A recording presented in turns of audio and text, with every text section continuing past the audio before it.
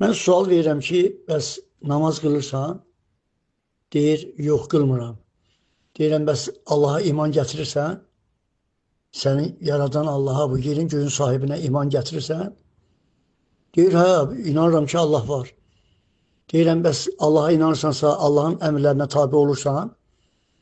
Deyir, hə, mən nağıram ki, başa düşmür məndən sual verirəm. Deyirəm ki, Allahın əmrlərinə tabi olursan, yəni Allah bizdən nə istəyirsə, onu Allaha verirsən sən, yoxsa yox. Deyir, bacardığım qədər Allahın dediklərini edirəm. Deyirəm, məsələn, nə? Allah bizdən ən vacib istəyib namazı, ən vacib əməllərimizə salih olmağımızı, düz danışmaq, insanlara əl tutmaq və pis əməllərdən, günahlardan uzaq olmaq. Bunlar hamısı səndə varsa, onda sən niyə bu qədər bəxti taliyə ilə narazısan?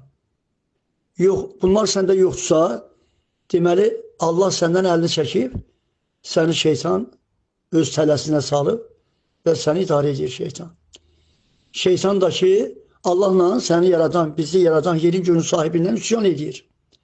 Allahın sevimli bəndəsindən şeytan qısa salır. Və Allah da öncədən bizə xəbər verib ki, şeytan sizdən qısa salacaq, sizi azdıracaq. Siz də o yola düşməyəsiniz deyə, şeytanın tələsinə düşməyəsiniz deyə mənim göndərdiyim Quranı oxuyun və mənim əmrlərimə tabi olun. Bu imtihandan çalışın ki, cənnəti əldə edə biləsiniz. Bu imtihanda çalışın ki, xoşbəxt yaşaya biləsiniz, istədiyinlərinizə çata biləsiniz. Allah öncədən bizə xəbər veribdir. Bizim də vəzifəmiz nədir? Allaha tabi olmaq. Və Allahla şeytan üsyan edirsə, Allaha kömək olmaq lazımdır. Yəni Allahın əmrlərinə tabi olmağımız, şeytandan uzaqlaşmağımız Allaha kömək eləmək deməkdir də. Allahın tərəfində durmaq deməkdir. Amma dildə Allahı sevirik, dildə Allahı qəbul edirik, əməldə şeytana kömək edirik. Şeytanın tələsində oturmuşuq.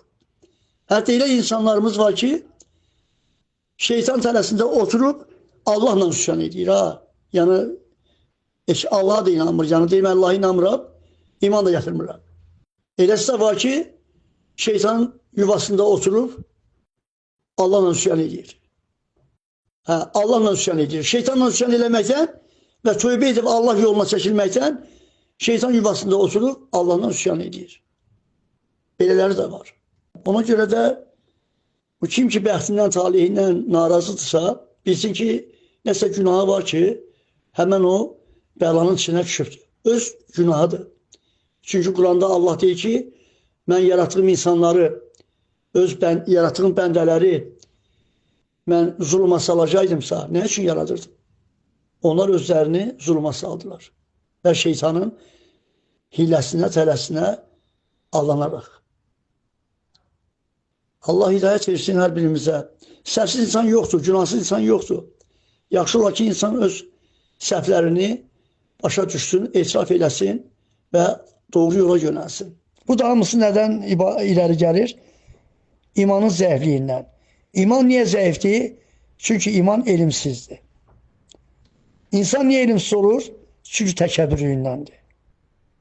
Bax, bunlar hamısı göz qabağında görünür.